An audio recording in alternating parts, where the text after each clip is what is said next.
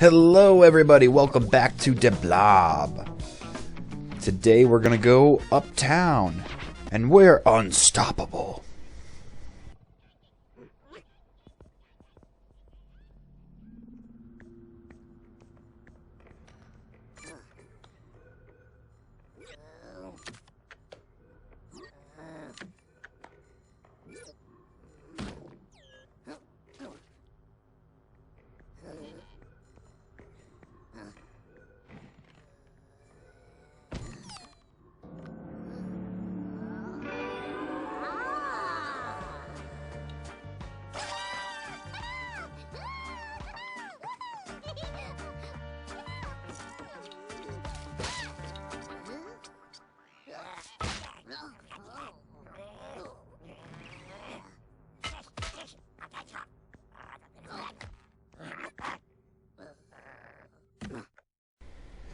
Wow, I should try my keyboard more often like that Gradian does. Press all buttons and rainbows appear! Very interesting computer systems. But the Blob doesn't need computers. Nah, he's got his friends like Biff, which wants to beat the crap out of some inked corporation invaders. So, in this episode, we're gonna see what it's like to do combat. Okay, so the enemies like these are called inkies. They're like black ink-made starfish with speakers in their face. And then they've got funny little helmets on. And the way that you deal with them is Z-target and then waggle the remote. It's very simple. It's pretty much just like you do any normal jump. So just as you Z-target the paint bots, wow, that was a quick paint of the whole entire wall. It always amazes me how much the Blob's paint power spreads across the surface area of something. And remember, if you want to get more time to explore these worlds, you want to be sure to do these challenges. It's not just about freeing the Gradians from their homes because they were too depressed to open the door to come out and see the bleak, colorless world. The Blob changes that for sure. But easier ways to get some more time in this land, is to not fall into the water, because then you lose all your ink, and it makes challenges more difficult. But it's to finish the challenges. So the way that you do fighting in this game is probably along the lines of my other gripe that I have with the game. And I want to keep my gripes short because mostly this game is awesome. And I may consider doing the sequel depending on the reactions on this channel to this game. Which I think the sequels do fix the main problem of having to jump and attack with the same motion, which is the flick of the Wii remote. I don't remember when the Blob actually came out, but I think it was earlier in Wii's life cycle when people were still trying to figure out, what do we even do with motion? Because this game is not motion heavy. You may be playing a paint game, but it's not like Okami painting where you need to point at the screen and with your celestial brush make specific designs or patterns. In this game, all the Wii control has to do is flick, and that's easily mappable to a button. So I'm actually more surprised we don't see the Blob on other systems. Who knows, maybe they've got some kind of contract with Nintendo only to keep it on their system. Who knows? But that gate is our goal. If we can get to the gate by the end of this episode, I'll be happy. So let's go! Paint away. I don't think painting those side structures like every fence is going to matter. Unless, of course, you're doing 100% run. Now this blue guy, there's three challenges, right? 3 challenges. Yep, the blue guy, the green girl, and the old dude. Oh, 4, because we got Biff too, the orange guy. So Biff, the orange guy, the orange arrows, he'll have you do some sort of fighting mission. The blue little speed demon here will have you chase after some beacons across town and lead you normally to other challenges like this. So now we showed up to an orange challenge marker. Oh, and before we start that, definitely want to get that extra time.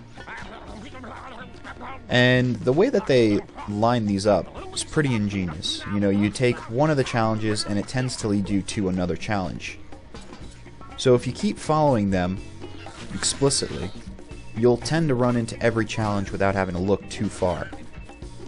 The developers don't try to hide the challenges on you, but it is possible that I may miss some just by, oh, you, gotta destroy you, just by way of trying to complete the game. And now there's new challenges. So it's a self-perpetuating invitation to stay in the world longer. The more challenges you complete, the more time you get. The more time you have, the more time you can look into more challenges as they are unlocked. So it's a good system. A very good system. I just wish that we didn't have to Z-target. Oh, see, we need to be red paint. Perfect 50. But I just wish that there was a better way to attack than doing the slam and jump with the same control. It's not too bad if there's just one or two enemy nearby and you use the Z smash, you know, Z control to lock onto your foe and then use the flick of the wrist to smash them. Not so bad. And we're going to paint the town red until our red paint runs out. Then we're going to paint it yellow! And free gradients in the process. I love colorification. Oh, and you may have noticed in the first episode that we played this game, a lot of things were unlocked rather quickly. As soon as we painted a couple of houses, we got the gate to open up. I want to definitely get that extra life up there. We still need a little more blue paint. Close, close, but not quite. Good thing it's right nearby. So you notice that we got the gate unlocked pretty quickly, and then there's this thing called a transformer engine, which it does exactly what it sounds like. It transforms a large part of the world back into its former awesome glory. Builds it back up into colors and vegetation and all kinds of things. And it's necessary, not really. You can choose to turn on the transformer engine, or you can just go past it. You can choose to do the challenges, or you can just go past them. But the idea is that you paint a certain amount of things, you paint a certain amount of areas, or you do a certain amount of challenges, and by doing that, that's when the gates will open up. So if you're wondering why, you know, hey, DeoGenZ, I don't see things opening up like they did last time, well, we're getting into progressively longer and slightly more challenging levels as we go on. And I think I'm falling off the building as I clicked on that, so we'll see where we end up. You know, she wants these to be red anyway, so I gotta change colors. So I guess it's good that we fell off. Alright. Might as well grab the yellow. Now, if you're going to be a certain color, like in this case we're going to be red, because that's what the challenge entails, it's not a bad thing on your way to a water source to pick up other paint bots. Basically, if you fill your body up with any type of paint and then use water to be a clear palette, then to be filled up with whatever paint you choose, it will... no, I don't want to run into the yellow. It will collectively keep all the paint that you already obtained, except it will just count towards the new color that you're wearing. So, in the case of us being yellow before, that all changes when we switch to red. And you don't necessarily need to go into the water every time. Sometimes if you're short on time and you need to get back to the challenge quickly, you can just run into the paint bots consecutively. So, in the case of us being yellow before, if we ran into 2 paint bots, then we'd be set on red. If we only ran into 1, then we'd be orange, and we wouldn't be able to complete the challenge. And if you are challenging yourself to 100% completion, make sure, again, you get all those billboards. I am not, just showing you that they are around. And, yeah, you can actually paint the hills, too, so that's a part of your 100% run. Really, good luck if you do that. I am so bad at 100% of anything. Unless there's, like, a specific checklist of things that are not too many to obtain, goals to complete, then I can... that's the only time I can do 100%. But otherwise, No dice. Oh, and before you leave the level, just in case you are, since we got purple, we might as well start at the purple building. Just in case you're trying, I got red anyway. Figures. There's these things called blimps. Blimps in the games are just like blimps anywhere else, except they're colorable. And they fly low. So unlike a blimp, where you'd get very worried if it started to come near your village or town or whatever it was that you could physically see the pilot inside. Oh, come on! They have to put a friggin' red guy right in the most inconvenient place. Yes, that's a part of the challenge. Part of the challenge in painting these buildings is trying to keep the color that you want and not run into the colors that you don't want. So sometimes developers are sneaky like that and they'll put a paint bot right around the corner to where you can't see it.